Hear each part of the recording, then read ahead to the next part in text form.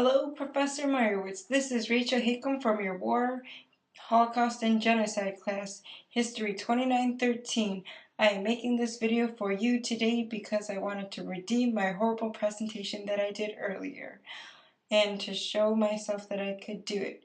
Alright, I did Ghettos in Poland, Massacres by the Einsatzgruppen, Jedwabny Program, Baba Yar. First, I'm going to define what ghettos are. Okay, an area within the European cities that the Jews were forced to reside in, and the reason for the ghettos were so that the Nazis could have a high concentration of Jews and transport them to either concentration camps or to death camps. And this was established in 1939, which was when Germany invaded Poland. Alright, and some of the popular ghettos in Poland were Warsaw and Lodz, and I'm going to focus my presentation mainly on those two: Krakow, Wilna, Kowno, Świętoszło, Minsk, Lwów, Lublin were also popular ghettos in Poland. And okay, in 1939 Poland was invaded, and it only took the Nazi party or the Nazi soldiers 7 days to take over Lodz. And after that time, the Lodz was invited to join the Third Reich, and that means that they would be more under Hitler's control, and so they'd be more influenced in their choices. So that is when the Jews had to begin to wear the Star of David. They were forced to live in the worst parts of Poland, and those were like where artisans, shopkeepers, and laborers lived. And this happened December 10th, 1939, and sometimes the gypsies lived there as well. In 1940, Lodz was officially established as a ghetto, and before that time, though, they needed to ward off people to make sure that they didn't inhabit the area or get suspicious of what was going on in Lodz.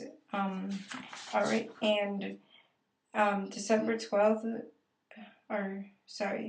on December 10th, Frederick Uberhor wrote a letter that allowed ghetto and Nazi on the purpose to be a ghetto that would hold people, or that would hold the Jews until the final solution. So that was a huge part, because it showed the whole purpose was to kill off the Jews and to have a high concentration there. The location of Lodz is central Poland, and it is right here. And as you can see, Warsaw is to the northeast of Lodz. Alright, and okay, within the ghettos, the living conditions were pretty dreadful, because the houses there were not really houses, they were more like rundown shacks, and they didn't have any sewage, and the food there wasn't exactly nutritious, or there wasn't a large amount. Okay, and within the ghettos, Jews were allowed to live in, there were 3.5 Jews in a room, so it was pretty tightly cramped, and that is where several diseases were able to form. Some of the diseases were dysentery, tuberculosis, and typhus, and the lack of nutrition and diseases were also a cause of death among the Jews. The diet for the Jews consisted of one loaf of bread that was to last them 5 days, but later on it was extended for a week. Vegetables that were either preserved but predominantly frozen, and brown water, which they considered coffee. And laborers were, food was distributed also by how much work you did, and so for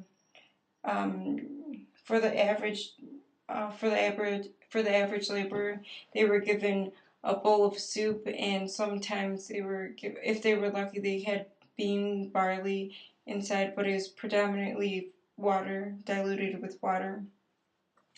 And in the fall of 1941, fall and winter, 20,000 Jews were transported to Lodz, and after they were allowed to be a part of the Third Reich, they changed their name to Laxman-Dotz, and the decision was made by um, Frederick Gruber, as stated before.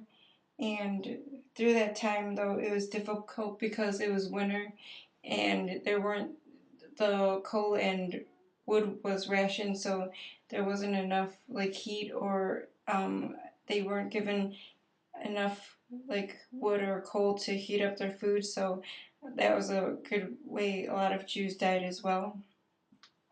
Um, and uh, also Nazis. Okay, in 1942, in around January, 10,000 people were deported of out of the ghetto and into concentration camps and death camps. And um, 2 years following 1942, the living situation in the ghetto worsened or stayed the same due to the lessening of food, the worsening in living conditions, and the amount of disease and illnesses that took over in the camp. Okay, June 10th, 1944, Heinrich Himmler ordered the liquidation of the Lodz ghetto, and although certain Jews were more privileged, most Jews, or all the Jews, were pretty much killed off, and so no Jew was safe. Um, okay, on January, or sorry, okay, now I'm going to talk about the Warsaw Ghetto, and this is the ghetto that was taken over within 20 days after the invasion of Poland. And so, like, that was kind of interesting because it wasn't immediate conquering. All right, and what happened in Warsaw? There was overall a total of like 223,000 Jews that were killed overall, and that's why it's pretty well known, the ghetto in Warsaw. Okay, and all right. Warsaw Ghetto, like it was December 12th, 1939, they were also forced to wear the Star of David, and this is where they had 113,000 Poles within the area of Warsaw, and they had to evacuate them in order to put the Jews into them, or put the Jews into the ghettos, and there was 138,000 Jews, and 30% of the population had to reside in uh, like 2.4% of the city, and that's like compressing that's like compacting so many people within a certain area, which would be dangerous because of disease and like the lack of room and board. Okay, and um Oh, on October 1940, Jews were forced to live stay in the ghetto before they were able to leave to do work, but now it's like they were predominantly forced to stay there. And that's what makes it different than regular cities or towns, because the Jews had to be escorted in and out of the ghetto because there were guards stationed there all the time. Um, Okay, in 1942, the lack of nourishment and the amount of execution that was taking place was what caused at least half of the camp's population to decrease to pretty much half of the original size. And like by Passover, only 50,000 Jews remained. And in 1940 to 1942, um, I think. Oh, 83,000 died, and due to hold on, 80,000 died due to dep dep like depriving themselves or being deprived of food and disease, and 100,000 Jews in total died in Warsaw alone. So that wasn't including Lodz or the other the other ghettos. So that was pretty horrific incident. And okay. Oh, and between 1940 and mid 1942, 83,000 Jews died of starvation and disease alone. So within that time period, so many Jews died. And next, we're going to be talking about um, the massacre by the Einsatzgruppen. And the Einsatzgruppen were special squads of men who were designed or assigned to kill civilian population. And it was predominantly Jews they were going after. Sometimes it was gypsies, the Roma and Sinti, if they were found. And this occurred and they were formed in 1941. But the Einsatzgruppen had other activities going on before that date. Okay, the Einsatzgruppen was formed because Hitler wanted to invade invade Russia, and the name of the invasion would be Barbarossa. And his prime goal was for wanting to invade the Soviet Union was to expand his empire and to kill more Jews. Um, when Hitler had his men, which were the Wehrmacht, invade Poland, they got caught, and due to their lack of um, inability to fit in, they were accused of being inhumane, and so Hitler didn't feel comfortable with having them, and that's where he and Heydrich and Himmler came up with the Einsatzgruppen, which was divided into four sections. It was Group A, B, C, and D.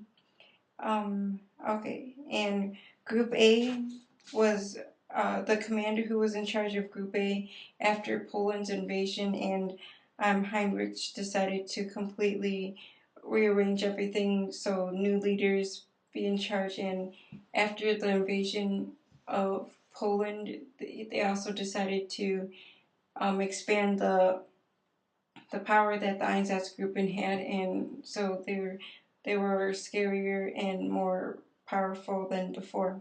Okay, the person who was in charge of Group A for Einsatzgruppen was SS Brigade Führer Franz Stachler. Group B, Chief RSHA Criminal Police SS Gruppenherr and Arthur Newby. Group C, SS Ober or Otto Rich, and the people, Group A, B, and C were predominantly in the Poland area, or like they were in either Ukraine, Moscow, or Leningrad, and Group D is different because they were solely in the Ukraine, and they also went to um, they were like more predominantly like well known out of all the groups. And SS group in here, Otto Achlendorf was in charge, and altogether it is established that 229,052 Jews were killed at the end of 1941 by the Einsatzgruppen. So that's pretty barbaric. Okay. And um, the auxiliaries were recruited from the local population of Lithuanians, Latvians, Estonians, Poles, and Ukrainians, and these were like volunteers who openly joined the Nazi or the Einsatzgruppen because their hatred towards the Jews and their jealousy of how they were able to progress economically and become so influential. And all right, and yep, there were so many Jews who were killed there, and the way the Einsatzgruppen normally killed, they would go on the streets and randomly just shoot and like murder right in front of them.